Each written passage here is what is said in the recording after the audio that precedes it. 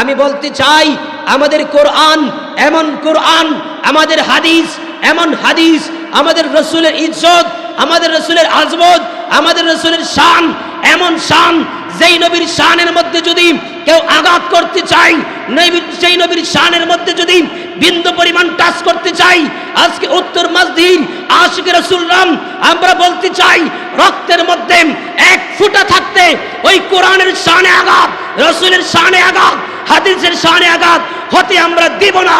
হাত তুলে বলুন ঠিক কিনা, আরো জোরে বলুন ঠিক কিনা।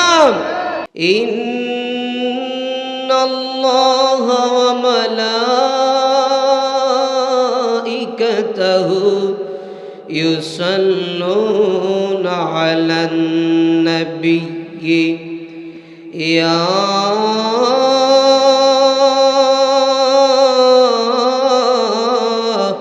আইয়ুহাল্লাযীনা আমানু সাল্লু আলাইহি ওয়া সাল্লিমু তাসলিমা।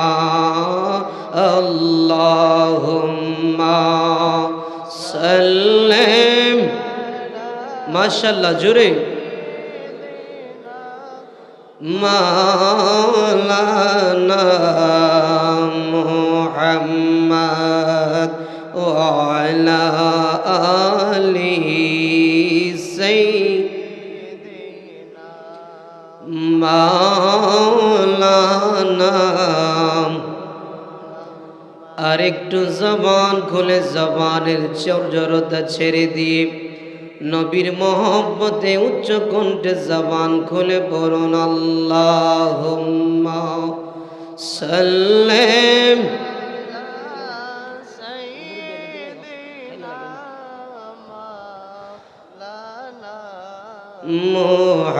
মুহাম্মাদ ওয়া আলা আলিহি সাইয়্যিদিনা।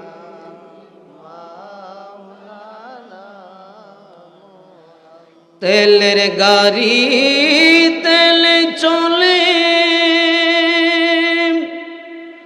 হাওয়ার গাড়ি হাওয়ায় উড়ে, ওরে বিনা তেলে চালায় গাড়ি। আমার নবী সুলাইমান,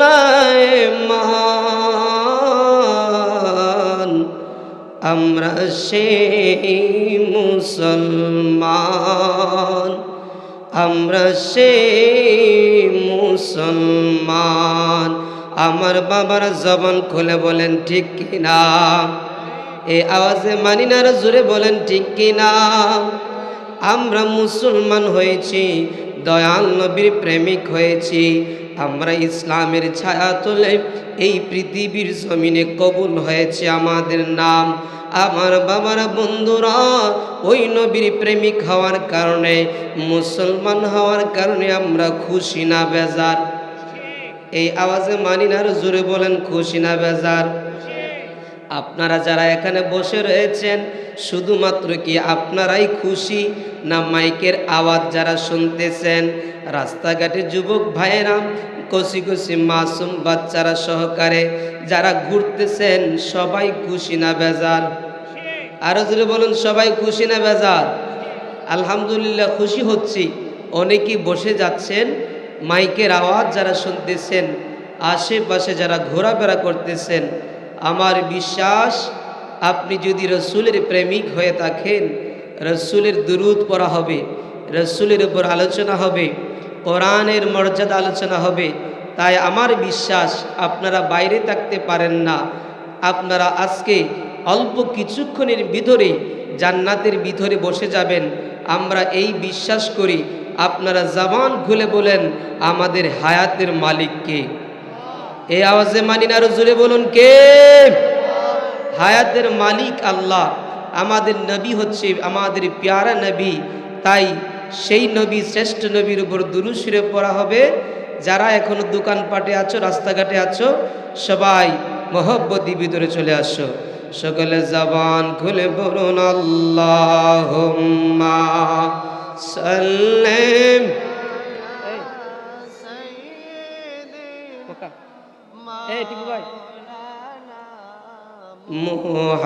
মুহাম্মাদ ওয়ালাম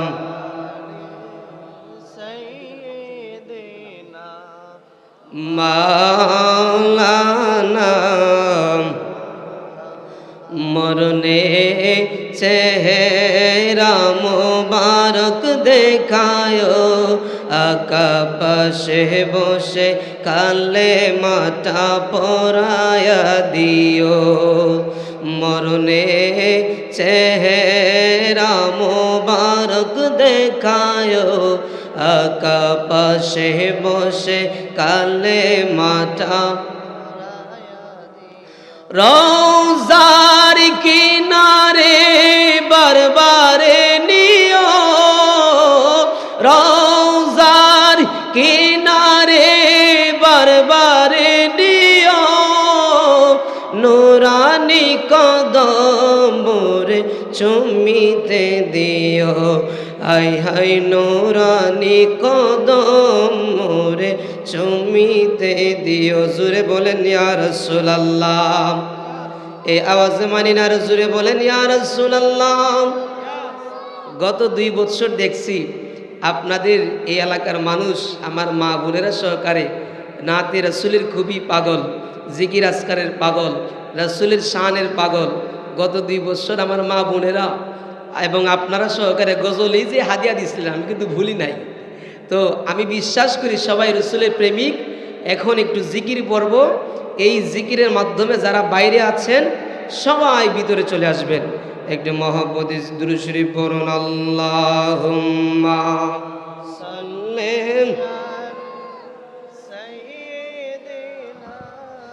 মাওলানা মুহাম্মাদ ওয়ালা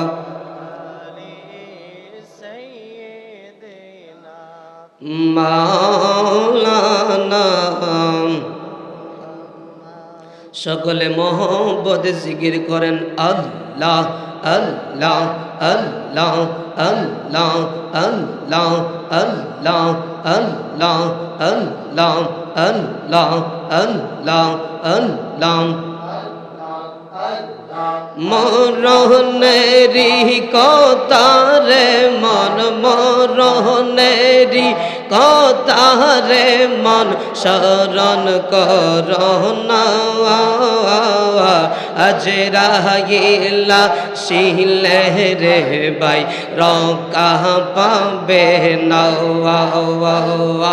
আজরাইলা শিলে রে বাই রকা পাবে না মাশাআল্লাহ আল্লাহ আল্লাহ জবান খুলে আল্লাহ আল্লাহ মরণেরি কথারে মন মরণেরি কথারে মন শরণ করোনা আজরাইলা শিলে রে বাই রকা পাবে না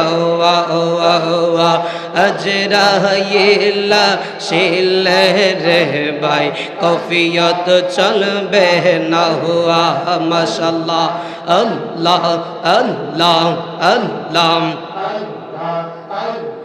সে যে নামে আজরাইল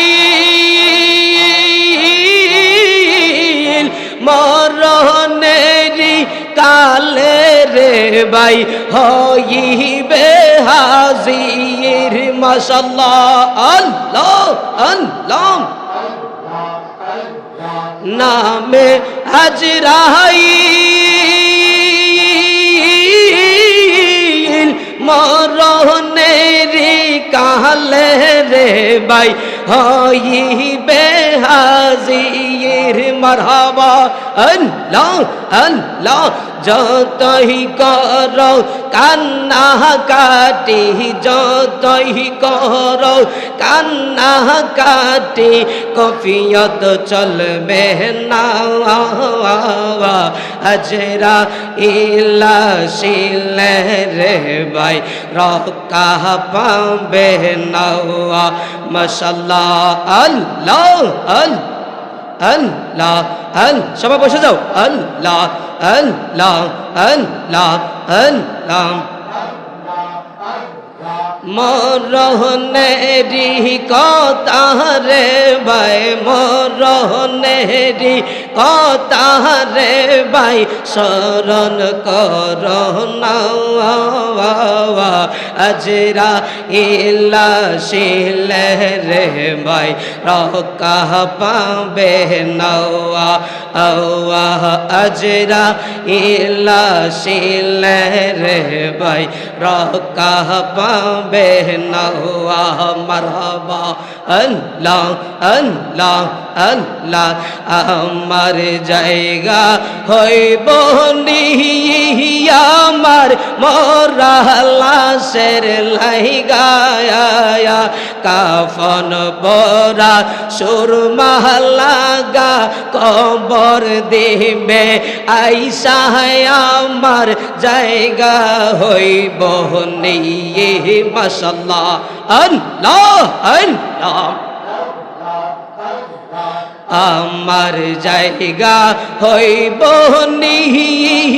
আমার মোরা লাশের লাইগা সুরমা পরা কাফন লাগা কবর দিবে আইসা আমার জায়গা হইব মাশাআল্লাহ আল্লাহ আল্লাহ আল্লাহ আল্লাহ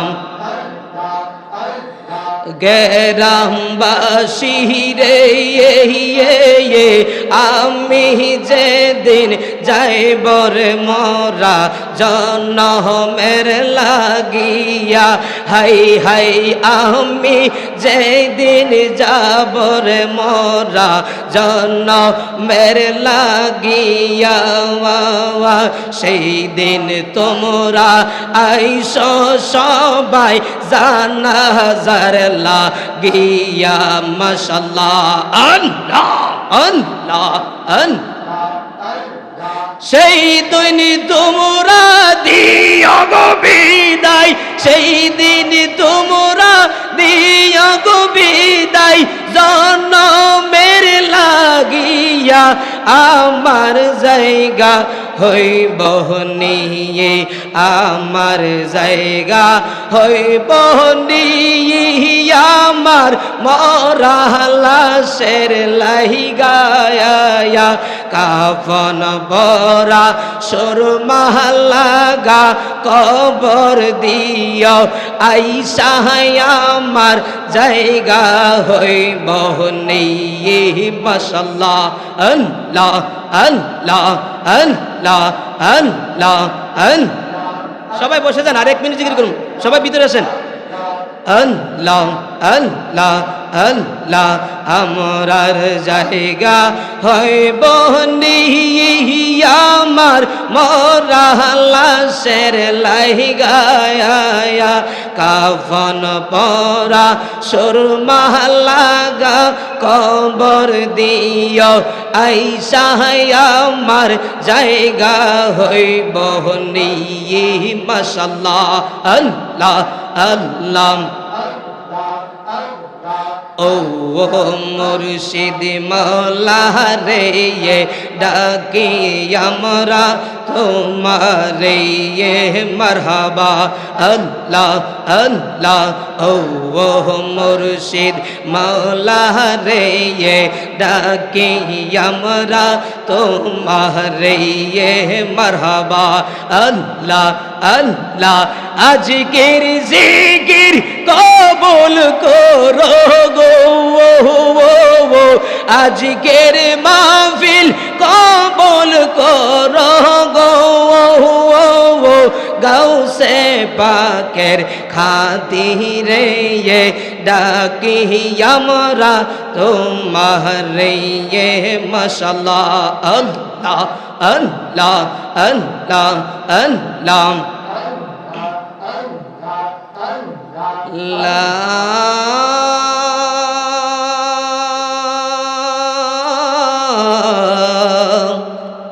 ইলাহা ইল্লাল্লাহু মুহাম্মাদুর রাসূলুল্লাহ সাল্লাল্লাহু আলাইহি ওয়াসাল্লাম। সকলে জবান খুলে বলুন না ইয়া রাসূলুল্লাহ। এই আওয়াজে মানি না আর জোরে বলেন আল্লাহু আকবার। আমরা খুশি না বেজার? আরো জোরে বলুন খুশি না বেজার? আমি বলেছিলাম না যে এই এলাকার মানুষ নাতে রাসূলের পাগল, জিকিরের পাগল।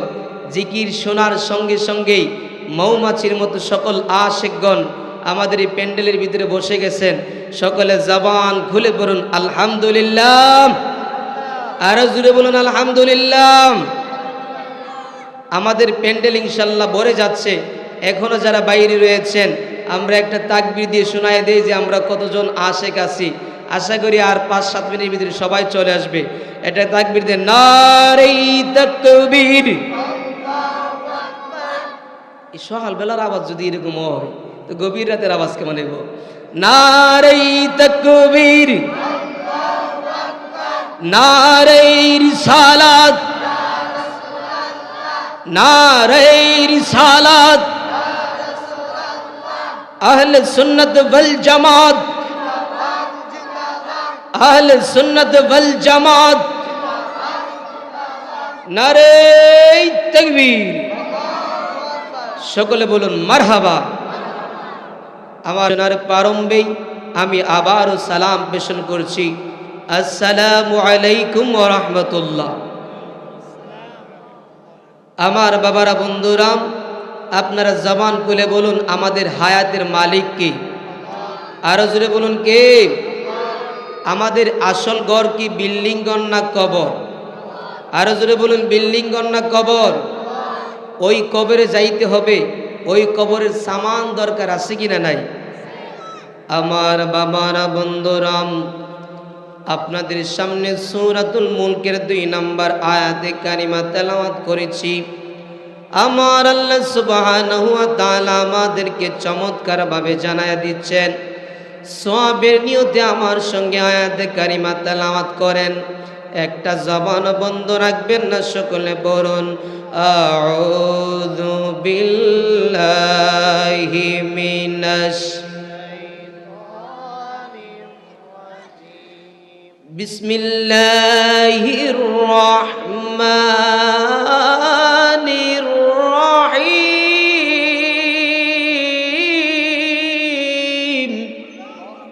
ইয়া ওয়াজামানিনা রাজুলে বলুন আল্লাহু আকবার। الذي خلق الموت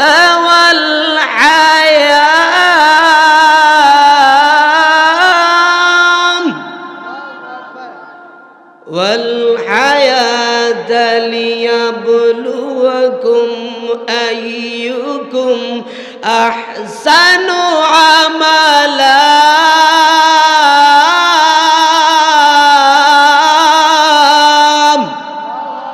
আর জোরে বলুন আল্লাহু আকবার।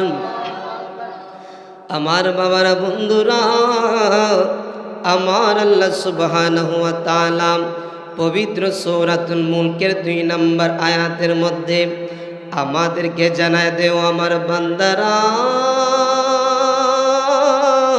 ও বান্দারা, তোমরা শুনে নাও, শুনে নাও।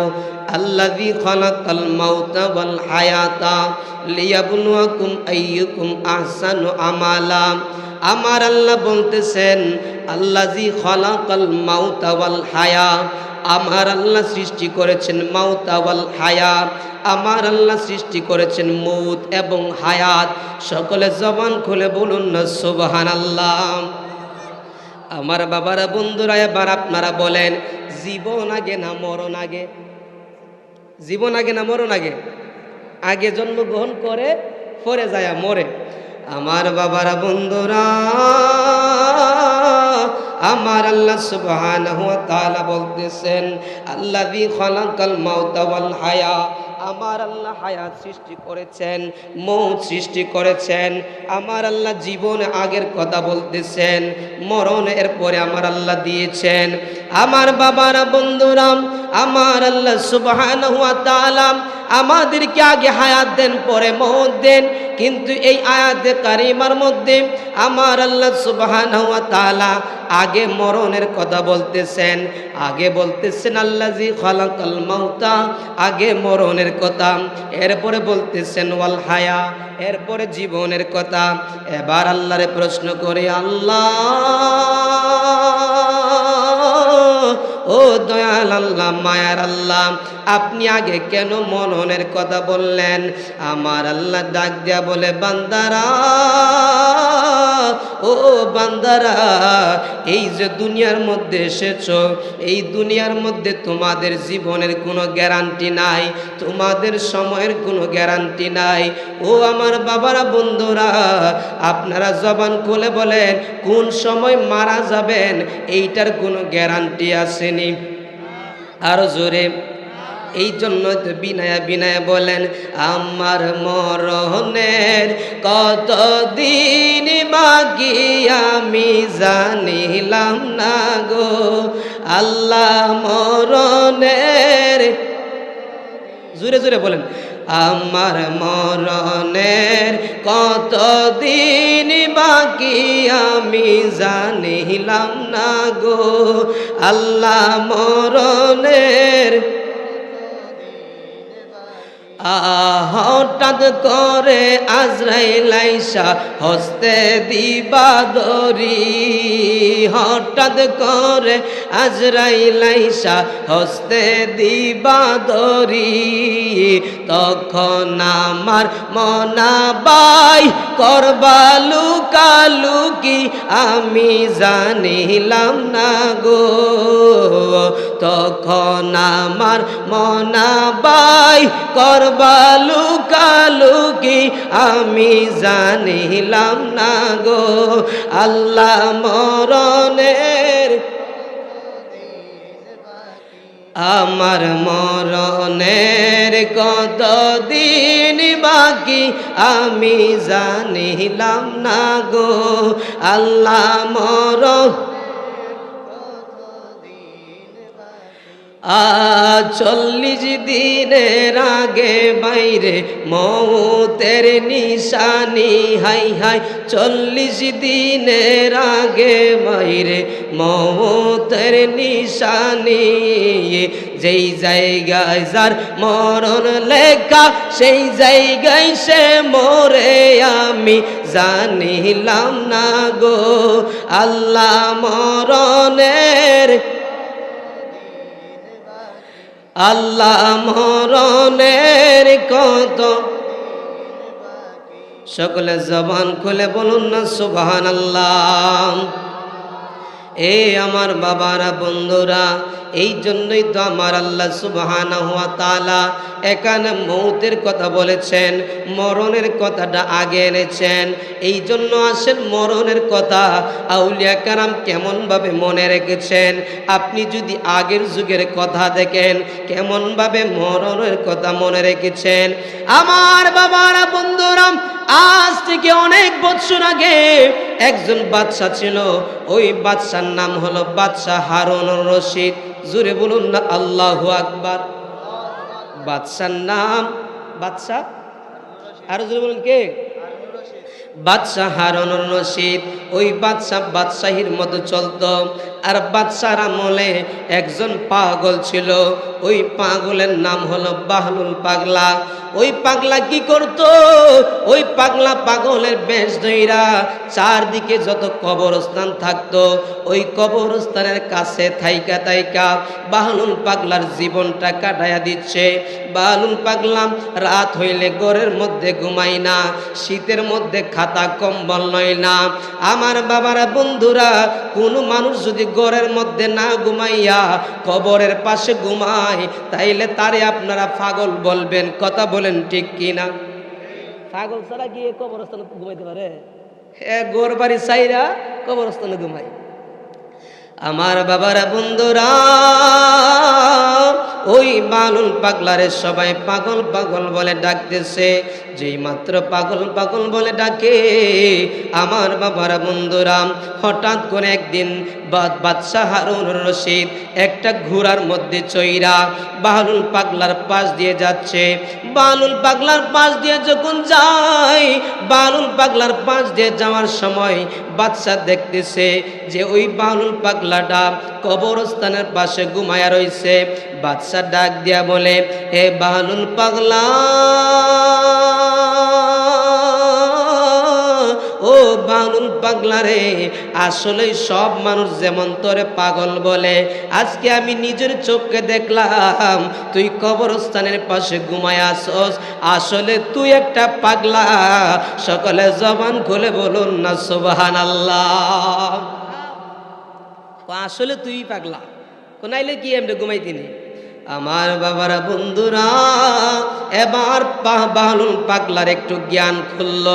বলতেছে, বাদশাহ হারুনুর রশিদের সঙ্গে একটু আধ্যাত্মিক কথা শুরু করা দরকার।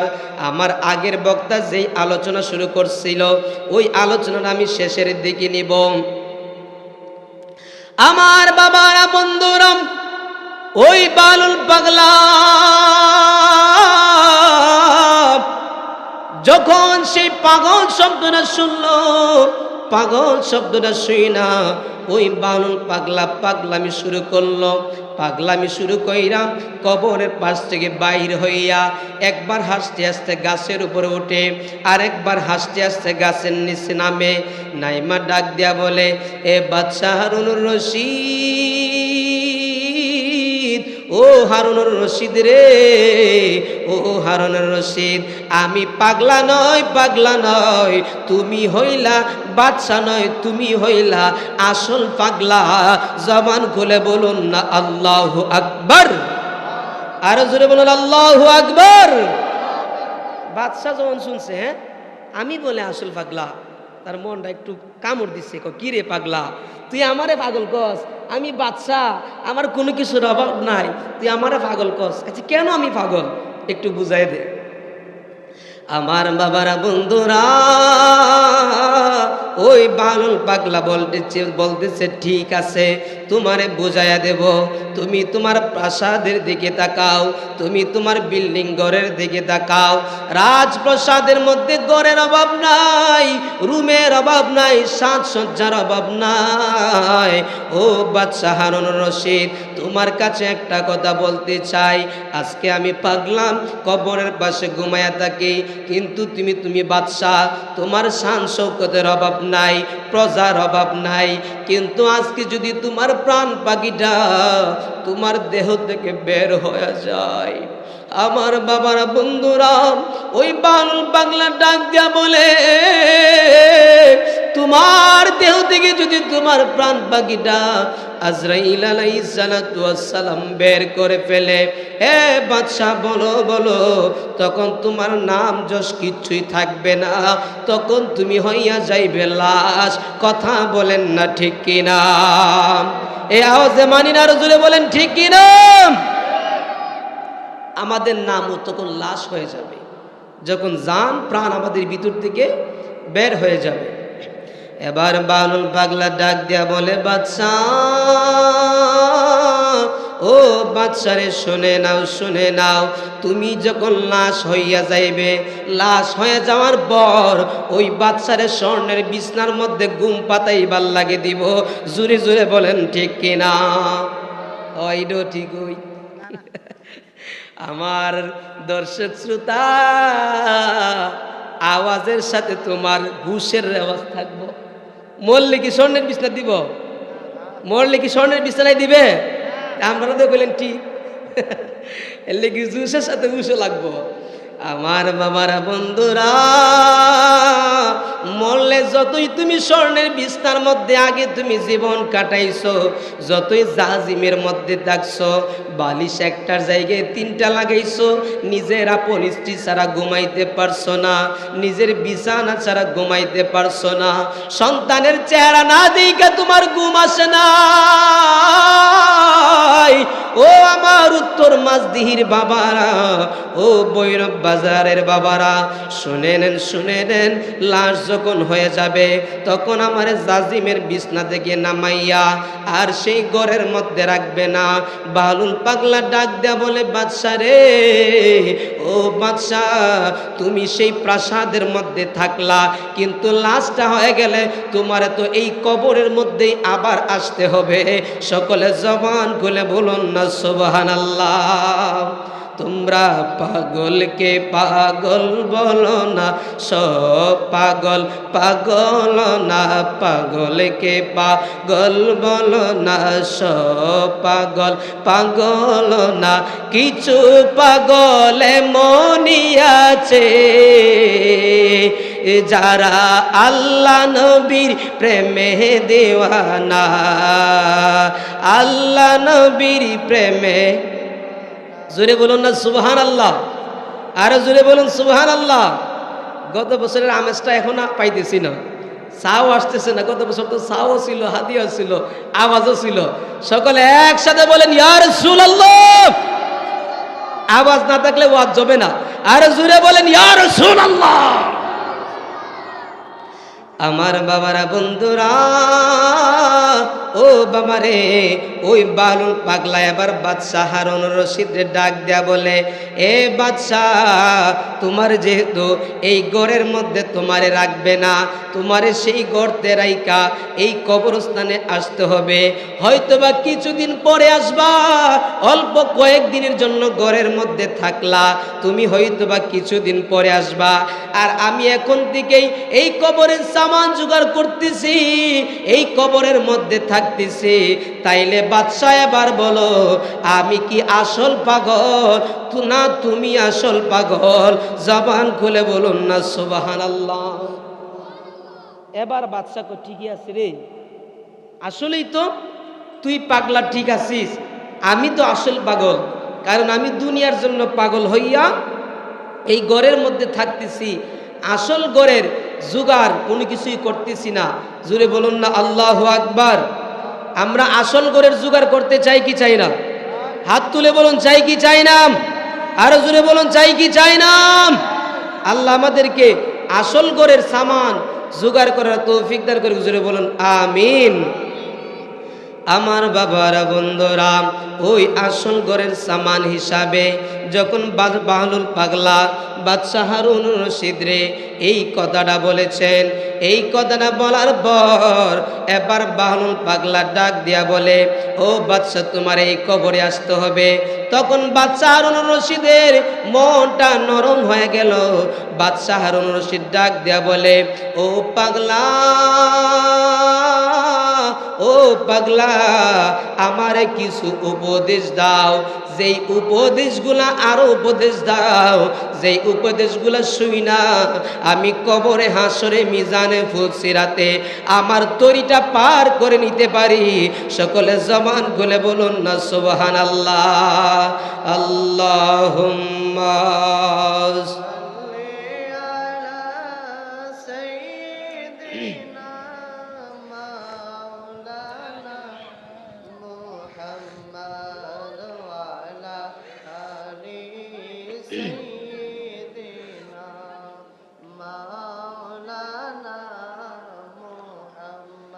আমার বাবারা, বন্ধুরা, আপনারা জবান খুলে বলেন, ওই বাহলুল পাগলা এখন যেই উপদেশটা দিবে, ওই উপদেশটা আমাদের জীবনে বাস্তব আমল হিসাবে ফিট করতে চাই কি চাই না? আরো জোরে বলুন, চাই কি চাই না? ওই যে আমলটা হলো, এর আগের বক্তা যে ওয়াজটা করে গিয়েছিলেন, কোরআনের কথা, কিতাবের কথা। বাহলুল পাগলা বলে, বাদশাহ, আমার আর উপদেশ লাগবে না, তোমার একটা উপদেশ দেই, তোমার উপদেশের জন্য তোমার কিতাব, তোমার কোরআন যথেষ্ট। জোরে বলুন সুবহানাল্লাহ। আমার বাবারা বন্ধুরা বলতেছে আমার কিতাব আমার কোরআন যথেষ্ট। এবার বাচ্চা হারুনুর রশিদ ওই বালুল পাগলার কথা শুই না খুশি হয়ে গেল। এবার বাচ্চা হারুনুর রশিদ ডাক দেয়া বলে, পাগলা ও পাগলা রে, তোমার কথাটা শুই না, তোমার উপদেশ শুই না আমার খুব ভালো লাগে গেছে। আমি তোর কথাই খুশি হইয়া গেলাম। এবার আমি বাদশার কাছে তুই চা, তোর যা মনে চায় তুই আমার কাছে চাই, আমি বাদশা তোর আবদার পূরণ করে নিব। জবান খুলে বলুন না সুবহানাল্লাহ। আরো জোরে বলুন না সুবহানাল্লাহ। কয় বাদশা বলে, তুমি এখন আমার কাছে চাও, যা চাইবা আমি সব দিব। এবার বালুল পাগলা ডাক দিয়া বলে, বাদশা আমি তোমার কাছে যা চাইব, আমি পাগলা হইতে পারি, গরিব হইতে পারি, কিন্তু আমি তোমার কাছে যা চাইব তা দিবার ক্ষমতা তোমার নাই। জুরে জুরে বলুন না সুবহানাল্লাহ। তাই নাকি? আমার দেবার ক্ষমতা নাই? বলো তো কি? এবার আমার বাবারা বন্ধুরা ওই বালুল পাগলা ডাক দেয়া বলে, এ বাদশা হারুনুর রশিদ, ও বাদশা হারুনুর রশিদ, তোমার কাছে তিনটা জিনিস চাইবো, এই তিনটা জিনিসের একটাও তুমি আমারে দিতে পারবে না। কই কোন সেই তিনটা জিনিস? কয় এক নাম্বার জিনিস হলো আমার যখন মরণের সময় হয়ে যাইব, আমার যখন হায়াত পুরিয়ে যাইব, ওই হায়াত পুরাইবার সময় আমার হায়াতটারে তুমি বাড়াইয়া দিবা। জোরে বলুন না সুবহানাল্লাহ। আপনারা কি মনে করেন বাদশা পারবনি? হাইরে বাদশা পারবে না। বাদশা কেন? যত বড় বড় হাসপাতালের মধ্যে যান, সিলেটের মাউন্ট এডোরার মধ্যে যান, ইবনে সিনার মধ্যে যান, ঢাকার বড় বড় হাসপাতালের মধ্যে যান, ডাক্তাররা চেষ্টা করে, কিন্তু শেষ মুহূর্তে যখন প্রাণ পাখিটা বের হয়ে যায়, ডাক্তাররা সরি বলে শেষ করে দেয়। কারণ ডাক্তারদের হাতে আর ক্ষমতা থাকে না। এই জন্য এক নম্বর দাবি হলো হায়াত বাড়াইয়া দিতে পারবে না। বাদশা বলতেছে দুই নম্বর দাবি কি বলো? এবার বালুল পাগলা ডাক দেয়া বলে, বাদশা ও বাদশা শুনে নাও, শুনে নাও, আমার হায়াত যখন পুরিয়ে যাবে, তুমি তো বাদশা, তোমার কথা তো তোমার প্রজারা শুনে, তোমার তো ক্ষমতার অভাব নাই। হায়াত যখন পুরিয়ে যাবে, আজরাইল আলাইহিস সালাতু ওয়াস সালাম যখন আমার সামনে হাজির হয়ে যাইবে, ওই আজরাইল আলাইহিস সালাতু ওয়াস সালাম থেকে আমার প্রাণ পাখিটারে বাঁচাইবা, এইটা আমার দাবি, তুমি পারবানি। জোরে জোরে বলুন না সুবহানাল্লাহ। কি মনে করেন বাদশা পারবো? আজরাইলে ফিরে দিবার ক্ষমতা কারো আছে? এবার বাদশা হারুনুর রশিদ ডাক দিয়া বলে, না না এ পাগলা, তোর দুই নাম্বার দাবির কাছে আমি ফেল হয়ে গেলাম। আমি বাদশা হইতে পারি, কিন্তু আমার দেওয়ার কোনো ক্ষমতা নাই। আমার বাবারা বন্ধুরা বলতেছে, এবার তিন নাম্বার দাবিটা বলো। এবার বালুল পাগলা ডাক দিয়া বলে, ও বাদশা, ও বাদশা রে, মনে করো আমার হায়াত তুমি দিতে পারলা না, আজরাইলে ফিরাইয়া দিতে পারলা না, মনে করো আমি মারা গেলাম। আমি মারা গেলাম, আমার কোনো দুঃখ নাই, তবে একটা দাবি আছে, তিন নাম্বার দাবি, সেইটা পূরণ করে দিতে পারবানি। কই কি সেই দাবি? কই তুমি তো বড় বড় সার্টিফিকেট দাও, সেই সার্টিফিকেটের মাধ্যমে অনেক মানুষের ফাঁসির আসামি পর্যন্ত মওকুফ হয়ে যায়। কথা বলেন না ঠিক কিনা? রাষ্ট্রপতির আদেশে ফাঁসির আসামির পর্যন্ত মওকুফ হয়ে যায়। আমার বাবার বন্ধুরা ওই বালুল পাগলা ডাক দিয়া বলে, বাদশা তোমার হুকুমে ফাঁসির আসামি পর্যন্ত মওকুফ হয়ে যায়, আমার একটা সার্টিফিকেট দিতে পারবানি? কই কি সেই সার্টিফিকেট? আমি মারা যাই দুঃখ নাই, আমি কবরে গেলে আমার লাশটারে, আমি মানুষটারে আমার আল্লাহ জান্নাত দিব, এই রকম সার্টিফিকেট আমারে দিতে পারবানি? জবান খুলে বলুন না সুবহানাল্লাহ। আপনারা কি মনে করেন 3টার একটা কি বাদশা পারবো? জোরে বলেন। বাদশা হারুন রশিদ পারে নাই, আমগু দেশের প্রধানমন্ত্রী মনে পারবো? না, আওয়াজে বোঝা যা পারবো। আরো জোরে বলেন, পারবে? আমাদের দেশের প্রধানমন্ত্রীও পারবে না। আমার ভৈরব বাজারের বাবারাম, উত্তর মাঝদিহির বাবারাম, আপনাদের কাছে বলতে চাই, যেমন ভাবে আমার দেশের প্রধানমন্ত্রী পারবে না, আমার দেশের রাষ্ট্রপতি পারবে না, আমার দেশের কোনো মানুষ, কোনো ক্ষমতাশীল কোনো মানুষই আপনার জান ফিরিয়ে দিতে পারবে না, আপনার কবরের সার্টিফিকেট দিতে পারবে না। তাহলে আপনার কোনো ক্ষমতা নাই। যেহেতু আপনার কোনো ক্ষমতা নাই, তাহলে আল্লাহর হুকুম মানা দরকার আছে কিনা নাই? হাত তুলে বলুন, আছে কিনা নাই? আল্লাহ কবুল করে, বলুন আমিন। আল্লাহুম্মা সাল্লাল্লাহু আলাইহি ওয়াসাল্লাম। সকলে জবান খুলে বলুন না সুবহানাল্লাহ। তাইলে আমার বাবারা, এতক্ষণ আলোচনা থেকে বুঝলাম আল্লাহ আমাদের মৌত শব্দটা, ওই যে আমি আলোচনা শুরু করছিলাম, আল্লাযী খালাকাল মাউতা ওয়াল হায়া। আল্লাহ কেন মৌত শব্দটা আগে ব্যবহার করছেন, মৌতের যে কত গুরুত্ব, এইটা বুঝাইবার জন্য এই ঘটনাটা আপনার সামনে তুললাম। তাহলে কি মনে করেন, ওই মৌতরে আগে আগে রাখা দরকার আসেনি? আরো জোরে বলুন, আসেনি? এবার প্রশ্ন হচ্ছে, আল্লাহ কেন আমাদেরকে হায়াত দিলেন, কেন মৌত দিলেন? এরপরের অংশের মধ্যে, শব্দের মধ্যে আল্লাহ সুন্দর সমাধান দিয়েছেন। আমার বাবারা, বন্ধুরাম, আমার আল্লাহ সুবহানাহু ওয়া তাআলা বলতেছেন, আল্লাযী খালাকাল মাউতা ওয়াল হায়াম। ও বান্দারা, শুনে নাও, শুনে নাও, আমি আল্লাহ মৌত সৃষ্টি করলাম, হায়াত সৃষ্টি করলাম। এবার আল্লাহর প্রশ্ন করি, ও দয়াল আল্লাহ, ও দয়াল আল্লাহ, মায়ার আল্লাহ, আপনি কেন হায়াত সৃষ্টি করলেন আর কেন মৌত সৃষ্টি করলেন? আমার আল্লাহ সুবহানাহু ওয়া তাআলা পবিত্র কালামে পাকের মধ্যে বলতেছেন, লিয়াবলুয়াকুম আইয়ুকুম আহসানু আমালা।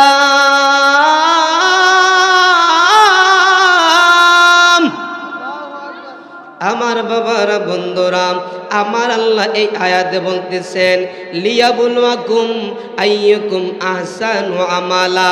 আমার আল্লাহ এই জন্য হায়াত মৌত সৃষ্টি করছেন, এই পৃথিবীর জমিনে কার কতটুকু আমল ভালো, কে কতটুকু আল্লাহরে খুশি করতে পারছে, কে কতটুকু কোরআন মানছে, হাদিস মানছে, আল্লাহর কথা শুনছে।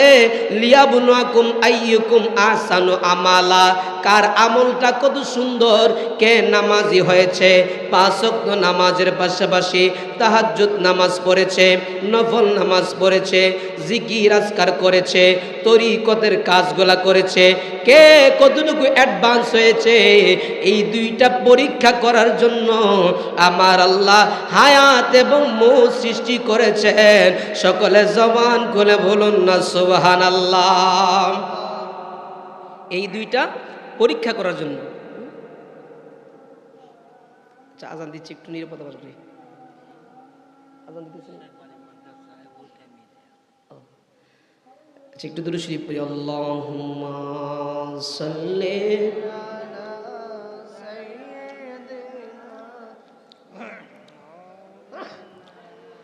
মুহাম্মাদ ওয়া আলা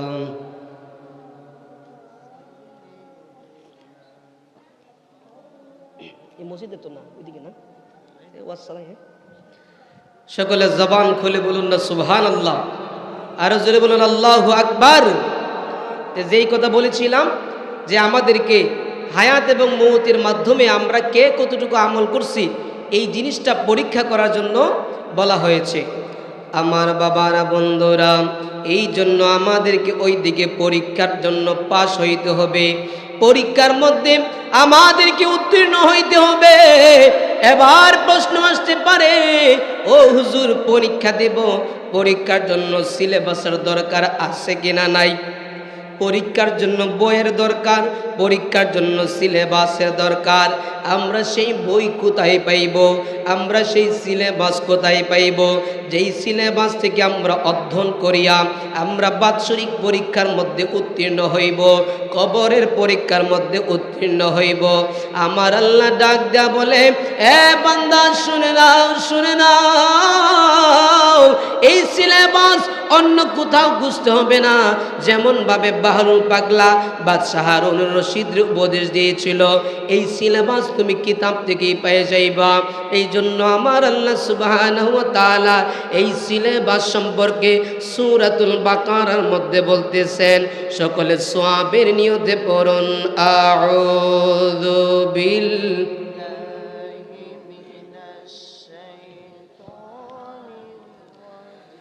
বিসমিল্লাহির রহমানির রহিম। আলিফ লাম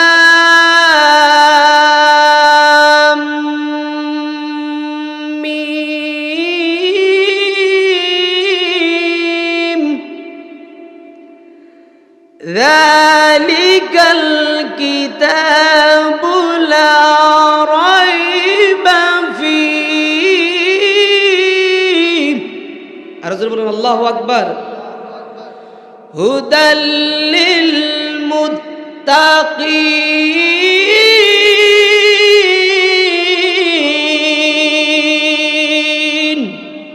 আর জোরে বলুন আল্লাহু আকবার। আমার বাবারা, বন্ধুরা, আমার আল্লাহ সুবহানাহু ওয়া তাআলা সূরাতুল বাকারার মধ্যে বলতেছেন, আলিফ লাম মিম। আপনি যে আলিফ লাম মিম পড়লেন, এর মধ্যে কয়টা সওয়াব হয়েছে? জোরে বলেন। 30টা। জোরে বলেন কয়টা?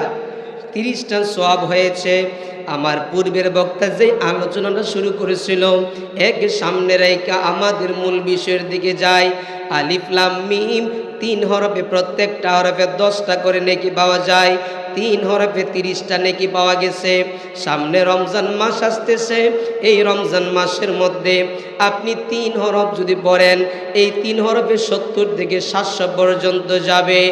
এ আমার বাবারা, বন্ধুরা, এই 3 হরফের পর আমার আল্লাহ সুবহানাহু ওয়া তাআলা বলতেছেন, যালিকাল কিতাবু লা রাইবা ফীহ।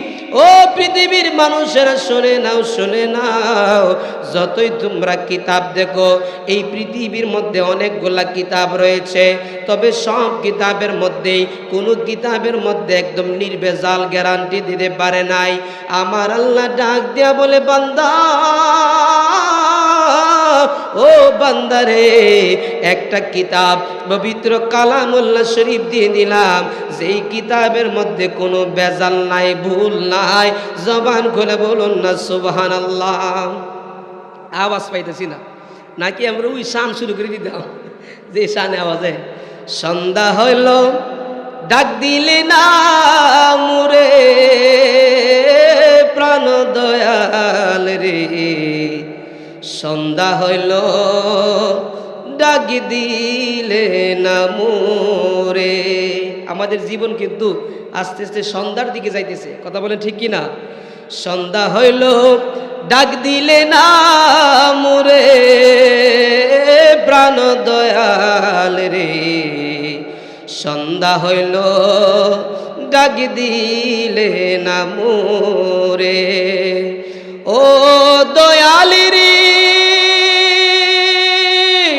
গৃহস্থেরা দলে দলে হাঁস মুরগি কতই পালে, সন্ধ্যা হলে ডাক দিয়া নেই ঘরে। কথা বলেন ঠিক কিনা? ওই দেখছেন না আওয়াজ কেমন বাইর? এই শান গাইলে আওয়াজ বাইর। এই শানটা পীর মুফতি গিয়াসউদ্দিন আত-তাহিরি সাহেব খুব সুন্দরভাবে বলেন। আমি ওনার পক্ষ থেকে আমাদের হবিগঞ্জ 4 মাধবপুর চেনারঘাট এই আসনে উনি নির্বাচন করতেছেন। সামনে 12 তারিখ ভোট। উনি আমাদের কাছে দোয়া চেয়েছেন। ওনার পক্ষ থেকে আপনাদের কাছে দোয়া চাই। আমাদের এই সুন্নি নেতা, বৃহত্তর সুন্নি জোটের প্রার্থী আল্লামা সাহেব কিবলা সিরাজনগরী মাদ্দাজিল্লুল আলীর বড় সাহেবজাদার পক্ষ থেকেও ওনাকে দোয়া করেছেন। তো আমরাও দোয়া করি আল্লাহ যেন এই আমাদের পীর মুফতি গিয়াসউদ্দিন আত্তাহিরি ভাইয়ের মনের ন্যাক আশা পূরণ করুক। জোরে বলুন আমিন, আরো জোরে বলুন আমিন। সন্ধ্যা হইল ডাক দিলি না মোরে প্রাণ দয়াল রে, সন্ধ্যা হলো ডাক দিলে না মোরে, ও দয়াল রে গৃহস্থেরা দলে দলে হাঁস মুরগি কতই পালে, সন্ধ্যা হলে ডাক দিয়া নেই ঘরে, যার যত পালিত ছিল সকলই তো ঘরে নিল, আমি একা রইলাম অন্ধকারে প্রাণ দয়াল রে, সন্ধ্যা হলো ডাক দিলে না মোরে। জোরে বলুন না সুবহানাল্লাহ, আর জোরে বলুন না সুবহানাল্লাহ। সন্ধ্যা হইলে ডাক দেওয়ার জন্য পীর মুর্শিদের দরকার আছে কিনা নাই? আওয়াজে বোঝা যায় দরকার নাই? আরো জোরে বলুন দরকার আছে কিনা নাই? আপনি আমি অযথা অন্যান্য জায়গার মধ্যে চলে যাইতে পারি, শয়তান আমাদের ঈমানটা ডাইভার্ট করে নিতে পারে। তাই এই কঠিন মুহূর্তে আমাদের জীবন সন্ধ্যা কাছে আসতেছে, এই কঠিন মুহূর্তে আপনাকে যদি একদম সৎ পথে হক পথে চলতে চান, আল্লাহকে পাইতে চান, রসুলকে পাইতে চান, আল্লামা পীর মুফতি শেখ জাবির আহমদ আল কাদির হুসাইনি মুর্শিদ কাবলার মতো সত্য তরিকার মুর্শিদ কাবলা যারা রয়েছেন, তারা আপনি তাদের ছায়াতলে যদি থাকেন তাহলে আপনি অন্ধকারে ডুববেন না, আপনি বিপদে যাবেন না, জাহান্নামে যাবেন না, আপনি সত্যকে সত্য পথে সত্য তরিকায় আপনার ঠিকানাটা জান্নাতে করতে পারবেন। কথা বলেন ঠিক কিনা? আরো জোরে বলুন ঠিক কিনা? এই জন্য কামেল মুর্শিদের দরকার। আমার বাবারা বন্ধুরা, যে আলোচনাটা শুরু করেছিলাম জালিকাল কিতাবুল লা রাইবা ফি, আমার আল্লাহ সুবহানাহু ওয়া তাআলা এমন একটা কিতাব দিয়েছেন, ওই কিতাবের মধ্যে কোনো সন্দেহ নাই। এরপরে বলতেছেন হুদাল্লিল মুত্তাকিন, এই যে কিতাবটা রয়েছে মুত্তাকি যারা রয়েছে ওই মুত্তাকির জন্য পথ প্রদর্শক হিসাবে থাকবে, হেদায়েত থাকবে। আমার আল্লাহ এখানে হুদাল্লিন নাস বলে নাই, আমার আল্লাহ এখানে সব মানুষের কথা বলে নাই, আমার আল্লাহ এখানে হুদাল্লিল মুসলিমিন বলে নাই, আমার আল্লাহ মুসলমানের কথা বলে নাই, আমার আল্লাহ এখানে হুদাল্লিল মুত্তাকিন বলেছেন। কেন মুত্তাকিনের কথা বলেছেন? মুত্তাকিন কারা? মুত্তাকিন হলো তাকওয়াবান যারা, যাদের ভিতরে আল্লাহর ভয় রয়েছে, যারা আল্লাহর ভয়ে নামাজ ছাড়ে না, আল্লাহর ভয়ে রোজা ছাড়ে না। আমার বাবারা বন্ধুরা, আপনি অন্ধকার ঘরের মধ্যে রয়েছেন, ওই অন্ধকার ঘরের মধ্যে আপনি পাপ করবেন, পৃথিবীর কোনো মানুষ দেখে না। রোজার সময় আপনি রোজা না রেখে আপনি ঘরের মধ্যে থাকবেন, পৃথিবীর কোনো মানুষ দেখে না, কিন্তু অন্ধকার সময়ে একলা একলা ঘরে হলেও একজন দেখে জবান খুলে বলুন তিনি কে? এই আওয়াজে মানি না, জোরে বলুন তিনি কে? আমার আল্লাহ সুবহানাহু ওয়া তাআলা আমাদেরকে দেখতেছেন। এই জন্য যার ভিতরে আল্লাহর ভয় থাকবে তাদের জন্য এই কোরআনটা শাফাআতকারী হবে, তাদের জন্য এই কোরআন হেদায়েত হিসেবে কাজ করবে। এই কোরআন তেলাওয়াতের মাধ্যমে আপনারে আমারে দামি বানাইতে পারি। আমার মায়ার নবী দয়ার নবী হাদিসে মুবারাকার মধ্যে ডাক দেয়া বলে, ও আমার উম্মতেরা, ও উম্মতেরা তোমরা শুনে নাও, শুনে নাও। জগতের মধ্যে মেম্বার দেখেছো, চেয়ারম্যান দেখেছো, জগতের মধ্যে মানুষের অভাব নাই, ভালো মানুষের অভাব নাই, কিন্তু সব ভালো মানুষ কি ভালো? জুড়ে বলেন। সামনে দিয়া উমুক ভাইয়ের চরিত্র ফুলের মতো পবিত্র, ঠিক কিনা? সামনে দিয়া অমুক ভাইয়ের চরিত্র ফুলের মতো পবিত্র, অন্ধকারে দেখা যায় তিনি বড় নষ্ট, ঠিক কিনা বলেন?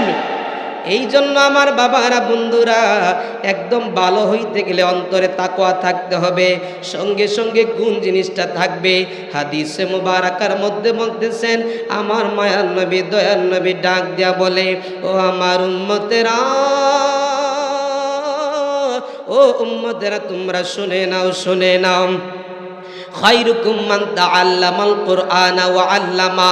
সব ভালো ভালো না, ওই ভালো মানুষ যদি খুঁজতে চাও কাদেরকে খুঁজবা? খায়রুকুম মান তাআল্লামাল কুরআনা ওয়া আল্লামা, যারা নিজে কোরআন শিক্ষা গ্রহণ করে অপরকে শিক্ষা দেয়, যারা নিজে কোরআনের তালিম গ্রহণ করে অপরকে কোরআনের তালিম দেয়। কোরআনের মধ্যে নামাজ পড়ার কথা বলা আছে, কোরআনের মধ্যে রোজা রাখার কথা বলা আছে, কোরআনের মধ্যে হজ করার কথা বলা আছে, কোরআনের মধ্যে যাকাতের কথা বলা আছে, কোরআনের মধ্যে সুদ ঘুষের কথাও বলা আছে। কথা বলেন ঠিক কিনা? আরো জোরে বলেন। সুদ ঘুষের কথা বলা আছে, তবে এগুলা খাওয়া যাবে না, হালাল হারামের কথা বলা রয়েছে। তাই যিনি কোরআনের তালিম নিজে গ্রহণ করে অপরকে শিক্ষা দেয়, নিজে শিক্ষা গ্রহণ করে অপরকে শিক্ষা দেয়, কোরআন তেলাওয়াতের সঙ্গে থাকে, আমার মায়ার নবী দয়ার নবী ডাক দেয়া বলে, ও উম্মতেরা শুনে নাও শুনে নাও, তারা হইল দুনিয়ার জগতের মধ্যে সবচাইতে শ্রেষ্ঠ মানুষ। জবান খুলে বলুন না সুবহানাল্লাহ। এই সব চাইতে শ্রেষ্ঠ মানুষ যারা আছে, ওই কোরআন তেলাওয়াতকারী যারা আছে, তাদের মাধ্যমে ইতিহাস পাল্টে যায়, এই রকম বিশ্বাস আছে কিনা নাই? আরো জোরে বলুন, আসেনি? তারা ইচ্ছা করলে ইতিহাস পাল্টে দিতে পারে। কেমনে পাল্টায়? আপনাদের কাছে একটা প্রশ্ন করতে চাই। মালদ্বীপ নামে একটা রাষ্ট্র আছে, এটা চিনেননি? মালদ্বীপ, মালদ্বীপ নামে একটা রাষ্ট্র আছে, যদি চিনে থাকেন বলেন, মালদ্বীপের মানুষ কি হিন্দু না বুদ্ধ? হ্যাঁ, বর্তমানে কি তা? বর্তমানে 100% মুসলমান মালদ্বীপের মানুষ। জোরে বলেন মারহাবা। প্রশ্ন আসতে পারে যে আজ থেকে 700 বছর আগের ইতিহাস যদি খুঁজি, তাহলে মালদ্বীপের সব মানুষ ছিল হিন্দু এবং বুদ্ধ, কিন্তু বর্তমানে 100% মুসলমান মালদ্বীপে কিভাবে হয়েছে, এই জিনিসটা জানার ইচ্ছা আছে কিনা নাই? আরো জোরে বলেন, আছে কিনা নাই? আমার বাবারা বন্ধুরা, মালদ্বীপের মানুষ 700 বছর আগের ইতিহাস খুঁজেন, 700 বছর আগের ইতিহাস খুঁজলে দেখা যায় মালদ্বীপের মানুষ হিন্দু ছিল, বুদ্ধ ছিল, বর্তমানে 100% মুসলমান। ওই কোরআন তেলাওয়াতের পাওয়ার কতটুকু আপনাদেরকে বুঝাইবার জন্য বুঝলাম। আমার বাবারা বন্ধুরা, একখানা কিতাব রয়েছে, ওই কিতাবের নাম হলো তারিখে ইবনে বতুতা, ইতিহাসের কিতাব। ওই তারিখে ইবনে বতুতার মধ্যে লিখতেছেন, মরক্কো থেকে একজন হাফিজ কুরআন, একজন আলেম মালদ্বীপের মধ্যে এসেছে। মালদ্বীপের মধ্যে ওই হাফিজ কোরআনের ছোঁয়ার বদলতে পুরা মালদ্বীপ মুসলমান কান্ট্রি হয়ে গেছে। জোরে জোরে বলুন না সুবহানাল্লাহ। নবী নবী করে আর কত কাল আমি কাঁদবো। নবীরে দেখতে চাই কি চাই না? একটু জবানটা খুলা বলেন না বাবা। এমনি তো মানুষ কম, কিন্তু মানুষ কম হইলে সমস্যা নাই, সবাই আশিক রাসূল। নবী নবী বলে আর কত কাল আমি আপন নয়নে কবে জানি, আপন নয়নে কবে জানি নূর নবীকে আমরা দেখব। নবী নবী আর কত কাল আমরা। সকলে জবান খুলে বলুন না সুবহানাল্লাহ। আর মোহব্বতে বলেন ইয়া রাসূলুল্লাহ। সামনে যাইতাম নি, যে আওয়াজ দিতে যাওয়া তো কষ্ট, জুড়ে বলেন না ইয়া রাসূলুল্লাহ। আমার বাবারা বন্ধুরা, তারিখ ইবনে বতুতার মধ্যে এই যে ঘটনাটা এসেছে, ওই মরক্কো থেকে একটা জাহাজের দল রওনা হলো। জাহাজের মধ্যে ওই দল রওনা হওয়ার পরে তারা পূর্ব দিকে রওনা হলো। পূর্ব দিকে রওনা হওয়ার পর সমুদ্রের মধ্যে জাহাজ এই জাহাজ যখন চলাচল শুরু করলো, জাহাজটা চলতে চলতে হঠাৎ করে সমুদ্রের মধ্যে ঝড় উঠছে। এই সমুদ্রের মধ্যে ঝড় উঠার পর এই সমুদ্রের মধ্যে আর কেউ নাই। আমার বাবারা, বন্ধুরা, আপনারা জবান খুলে বলেন, যার কেউ নাই তার একজন আছে। জবান খুলে বলুন, তিনি কে? আরো বলেন, জোরে বলেন, কে? আল্লাহ আছে। ওই সমুদ্রের মধ্যে যখন ঝড় উঠছে, ঝড় ওঠার পর জাহাজের মানুষগুলা চিৎকার চেঁচামেচি শুরু করে দিল। চিৎকার করতেছে, হায় হায়, এখন তো মরণ ছাড়া কোনো গ্যারান্টি নাই। বর্তমান যুগের নৌপথের ব্যবস্থা, সমুদ্রপথের ব্যবস্থা আগে তেমন ছিল না, তত উন্নতি ছিল না। কিন্তু মরক্কোর সেই হাফেজে কোরআন, যার নাম হলো হাফেজ আবুল বারাকাত, জোরে বলেন মারহাবা, আরো জোরে বলেন মারহাবা।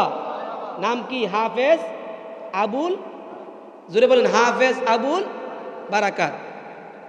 নাম হলো হাফেজ আবুল বারাকাত।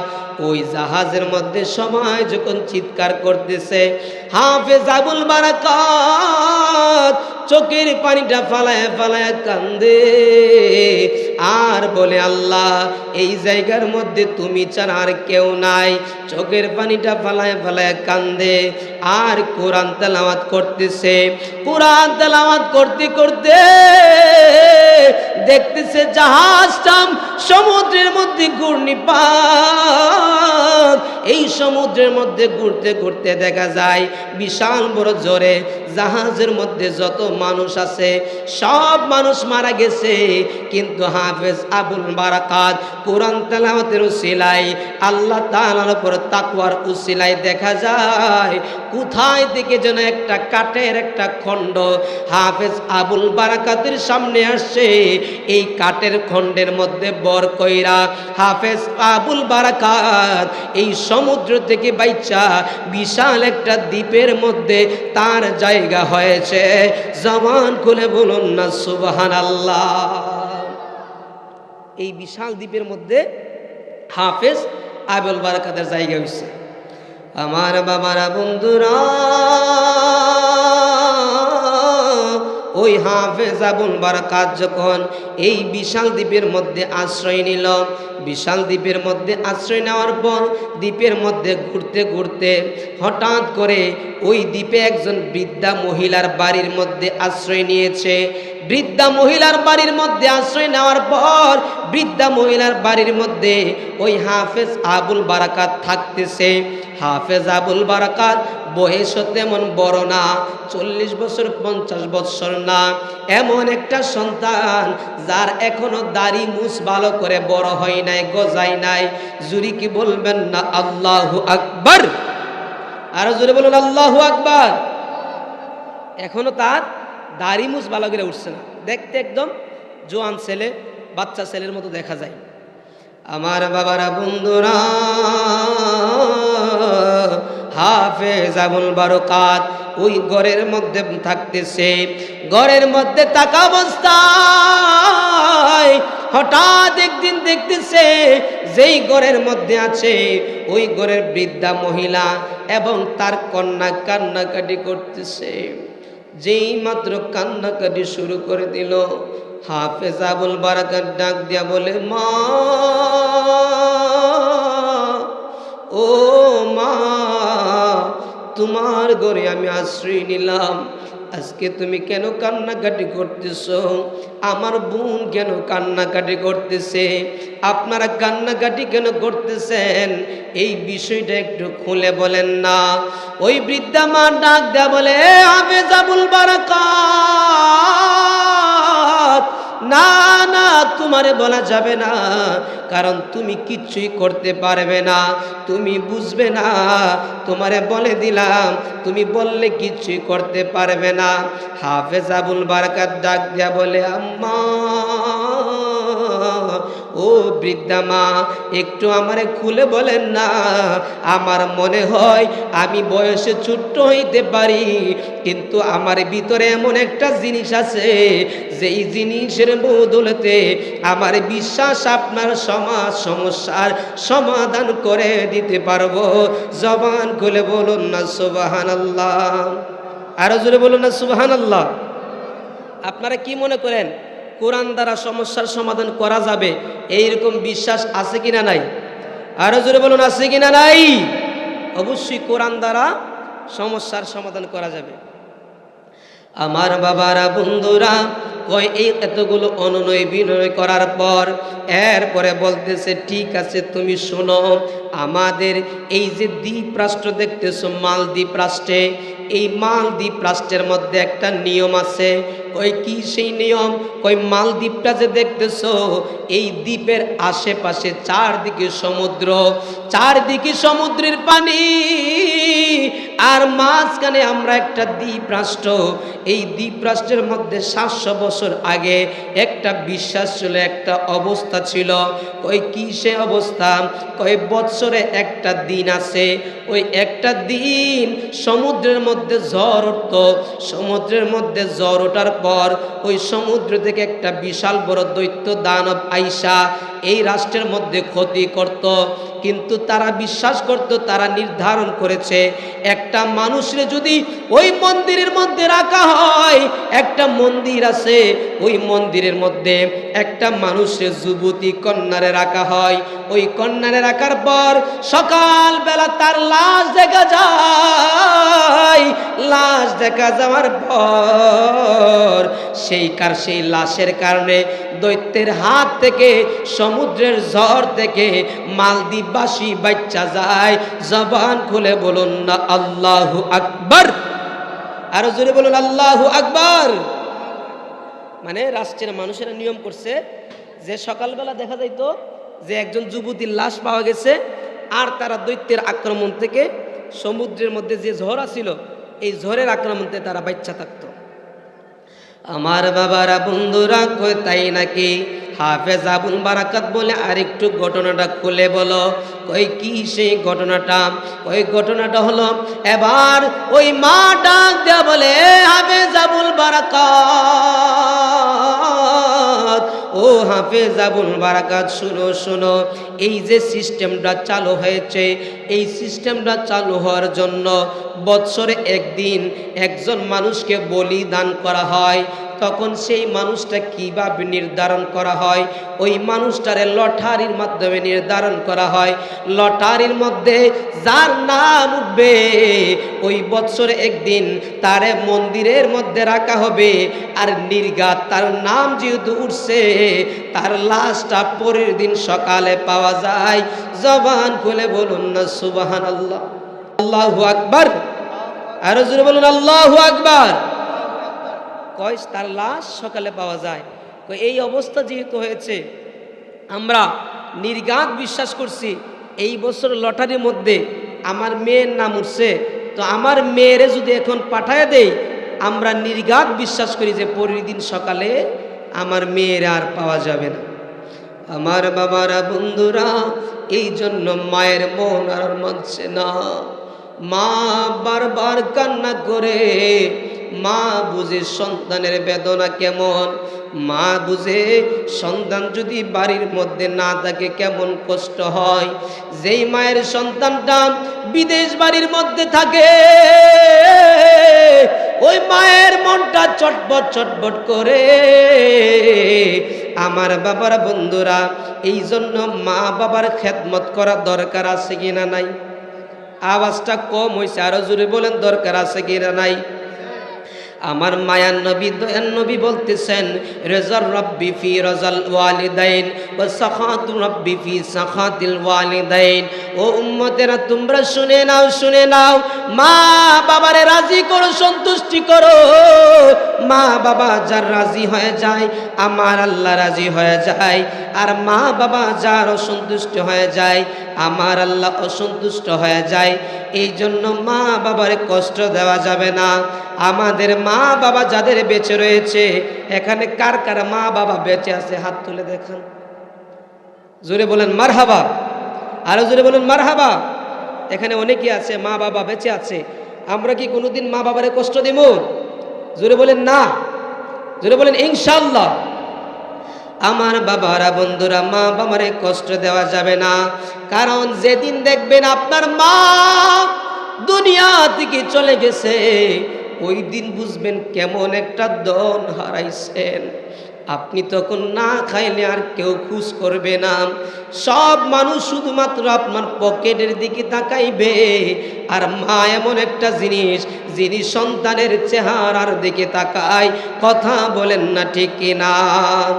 এই জন্যই তো কবি বলেন, ওরে মা যার বেঁচে নাই তার মতো দুঃখী নাই। কথা বলেন ঠিক কিনা? ওরে মা যার বেঁচে নাই তার মতো দুঃখী নাই। ওরে খালা বুবু মায়ের মতো না। মাগো জান্নাতের চাবি আমার মা, জান্নাতের চাবি আমার মা। মাগো জান্নাতের চাবি, জোরে বলেন না, জান্নাতের চাবি আমার মা।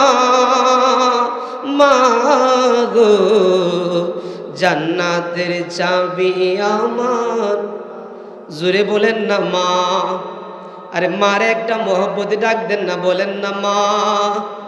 আমার বাবারা বন্ধুরা, এই জন্য মা বাবারে কষ্ট দেওয়া যাবে না। ওই যে বৃদ্ধা মায়ের কথা বলছিলাম, মনে আসেনি? আর জোরে বলে মনে আসেনি? ওই বৃদ্ধা মায়ের কথা, যেই মা মেয়ের জন্য কান্নাকাটি করতেছে। আমার বাবারা বন্ধুরা, ওই বৃদ্ধা মা মেয়ের জন্য কান্নাকাটি করে বলে, ও হাফেজ আবুল বারাকাত, আজকে রাত্রে আমার মেয়েটারে দৈত্য দানবে খেয়ে ফেলবে। একটা মাত্র মেয়ে, ওই মেয়ের আর পাওয়া যাবে না। আমার বাবারা বন্ধুরা, এবার হাফেজ আবুল বারাকাত ডাক দেয়া বলে, ও বৃদ্ধা মা,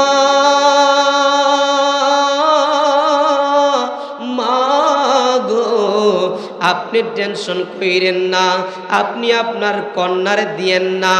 আমার ভিতরে কোরআন আছে, আমি হইলাম হাফিজে কোরআন।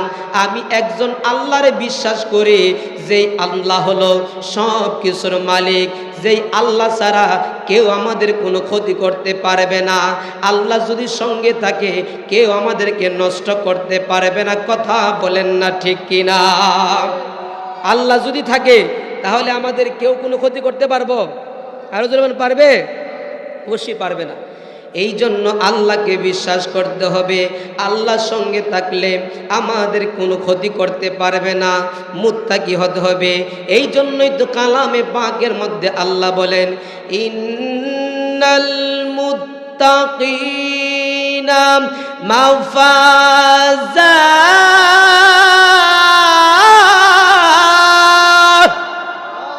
আরো জোরে বলেন আল্লাহু আকবার।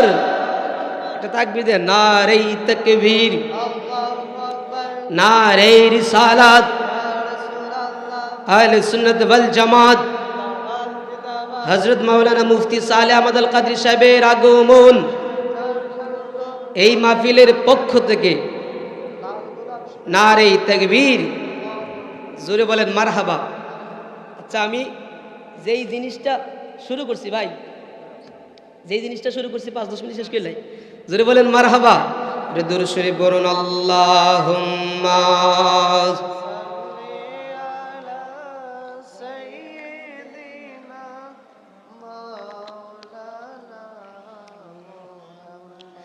ওয়া আলা আলি সাইয়্যিদ।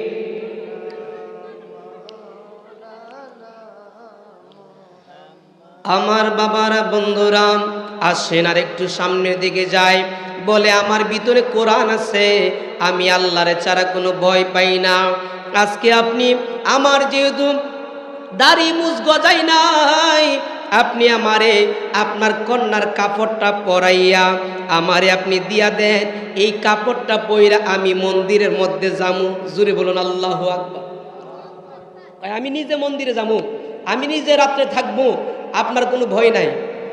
এই কথাটা বারবার বলার পরে ওই বৃদ্ধা মা ওনার কন্যার যে কাপড়টা ছিল ওই কাপড়টা পরাইয়া, যেই রাজার যে পেয়াদারা ছিল, রাজার যে সৈন্যরা ছিল, ওই রাজার সৈন্যের সঙ্গে হাফেজ আবুল বারাকাতরে পাঠাইয়া দিল, যাও যাও মন্দিরের মধ্যে জমিতে তুমি যাইয়া রাত্রি যাপন করো।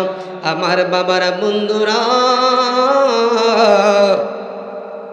হাফেজ আবুল বারাকাত মন্দিরের মধ্যে গেল। আর হঠাৎ করে যখন মন্দিরের মধ্যে গেল, চারদিকে সূর্য ডুবে গেল, সন্ধ্যা হয়ে গেল। সন্ধ্যার পর মাগরিব থেকে যখন এশা হয়ে গেল, হাফেজ আবুল বারাকাত উজু বানাইয়া এশার নামাজ পড়লেন। এশার নামাজ পড়া ওই হাফেজ আবুল বারাকাত গুনগুন সুরে আল্লাহ তাআলার কালামে পাক তেলাওয়াত শুরু করে দিলেন। জোরে জোরে বলুন না সুবহানাল্লাহ। আল্লাহ পাকের কালামে তেলাওয়াত যখন শুরু করলো, আমার বাবারা বন্ধুরা তেলাওয়াত করতেছে, আবার হঠাৎ করে দেখতেছে তাদের বিশ্বাস মতে সমুদ্রের মধ্যে ঝড় শুরু হয়ে গেছে। সমুদ্রের মধ্যে ঝড় শুরু হওয়ার পর হঠাৎ করে দেখা যায় সমুদ্রের ভিতর থেকে যেমনভাবে শিডর আসে, যেমনভাবে ঘূর্ণিঝড় আসে, সমুদ্রের ভিতর থেকে একটা বিশাল বড় দৈত্য ওই মন্দিরের দিকে আগাইবার চেষ্টা করতেছে। কিন্তু হাফেজ আবুল বারাকাত এমন তেলাওয়াত করতেছে, এই তেলাওয়াতের পাওয়ার এত বেশি রে বাবা, তেলাওয়াতের কারণে সমুদ্রের দৈত্য হাফেজ আবুল বারাকাতের কাছ পর্যন্ত আসতে পারে নাই। জবান খুলে বলুন না সুবহানাল্লাহ।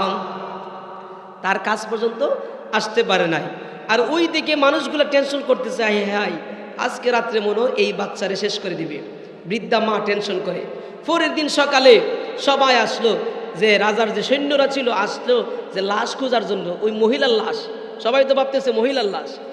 আমার বাবারা বন্ধুরা পরের দিন সকালে মন্দিরের কাছে গেল, মহিলার লাশ খুঁজে পাওয়া যাবে। যাইয়া দেখে কিসের মহিলা আর কিসের লাশ, ওই জায়গায় মহিলাও নাই, লাশও নাই। একটা জলজ্যান্ত সুন্দর একজন যুবকের চেহারা দেখা যায়। জবান খুলে বলুন না সুবহানাল্লাহ। এবার ওই যুবকটারে লইয়া রাজ দরবারের মধ্যে গেল। রাজ দরবারের মধ্যে যাওয়ার পর সবাই আশ্চর্য হয়ে গেল। হাই হাই, প্রতি বছর একটা মানুষ মারা যায়, এখন মানুষ মরল না, তুমি কে? কই আমি হইলাম হাফেজ আবুল বারাকাত, আমার একজন মালিক আছে, তিনির নাম হলো আল্লাহ। জবান খুলে বলুন না আল্লাহ। এই আওয়াজে মানে না, জোরে বলুন আল্লাহ। কই তিনি নাম হলো আল্লাহ, আমার মালিক আছে। কই ওই মালিকের দেওয়াত কালামের তেলাওয়াত করছি, দৈত্য দানব কিচ্ছুই করতে পারে নাই। আমার বাবারা বন্ধুরা তখন রাজা আশ্চর্য হয়ে বলল, প্রথম বছর তোমার কথা মানলাম, এই যে ডেটটা রয়েছে এই ডেট অনুযায়ী আবার আগামী বছর তোমারে মন্দির দেওয়া হবে। আবার আগামী বছর এই সময়ে মন্দির থেকে যদি তুমি বাচ্চা আসতে পারো আর আমার রাষ্ট্রের মানুষরে বাঁচাইতে পারো, আমি রাজা ঘোষণা দিলাম, আমি রাজা তোমার ধর্ম ইসলাম গ্রহণ করব। জবান খুলে বলুন না সুবহানাল্লাহ। কন্ট্রাক্ট পরিপূর্ণ হয়ে গেল, ডিল হইল। আগামী বছর ঠিক ওই সময়ে হাফেজ আবুল বারাকাতরে রাত্রে মন্দিরে নেওয়া হলো। আমার বাবারা বন্ধুরা রাত্রে ওই মন্দিরের মধ্যে যখন বসানো হলো, আমার বাবারা বন্ধুরা ওই কালামের তেলাওয়াতের কত বার আজকে আমার মা বোনেরা যারা রয়েছে, আমরা কালামে তেলাওয়াত করতে চাই না, কোরআন শরীফের ঘরের মধ্যে রাখি। ওই কোরআন শরীফের মধ্যে দেখা যায় ময়লা পড়ে, এরপর বছরের মধ্যে মাসের মধ্যেও আমরা কোরআন শরীফ ধরতে চাই না। এই রকম আছে কিনা নাই? আরো জোরে বলুন, আছে কিনা নাই? এই জন্য কালামে পাক তেলাওয়াত করবেন। কথা শেষ। হাফেজ আবুল বারাকাত ওই রাত্রে তেলাওয়াত করলেন। তেলাওয়াত করতে করতে উনি দেখলেন কিসের দৈত্য আসবে, কিসের দানব আসবে। তেলাওয়াতের পাওয়ারে সমুদ্রের ঝড় নাই, দৈত্য দানব নাই। পরের দিন সকালে সুন্দরভাবে হাফেজ আবুল বারাকাত বের হয়ে আসছে। রাজা প্রজা যখন দেখল ওই যুবক তো সাধারণ যুবক না, ওই যুবকের কালামের এত পাওয়ার, ওই তেলাওয়াত করার কারণে একদিনে ওই মালদ্বীপের ৬৫,০০০ মানুষ একদিনে হাফেজ আবুল বারাকাতের হাত ধরে মুসলমান হয়ে গেছে। সকলে জবান খুলে বলুন না সুবহানাল্লাহ, আরো জোরে বলুন সুবহানাল্লাহ। এরপর থেকে যে আস্তে আস্তে বাড়তেছে, এই মালদ্বীপের মধ্যে বর্তমানে 100% মুসলমান। তাইলে কোরআন তেলাওয়াতের দরকার আছে কিনা নাই? আরো জোরে বলুন দরকার আছে কিনা নাই? সামনে রমজান মাস আসতেছে, আমরা কোরআন তেলাওয়াত করব। কোরআন থেকে বিভিন্ন প্রকার তাসবিহ তাহলিল রয়েছে যা আমাদের পীর সাহেব হুজুর কেবলা দিবেন, আমরা ওই দিকে খেয়াল করব। আল্লাহ সুবহানাহু ওয়া তাআলা, আমরা এতক্ষণ যা আলোচনা করেছি, প্রথম হায়াত মৌত থেকে শুরু করেছিলাম, এরপরে বললাম আমাদের আমলের একটা সিলেবাস হলো কোরআন। আল্লাহ যেন আমাদেরকে মরণ পর্যন্ত ওই কোরআনকে ধরে রাখার তৌফিক দান করুক। জোরে বলুন আমিন, আরো জোরে বলুন আমিন।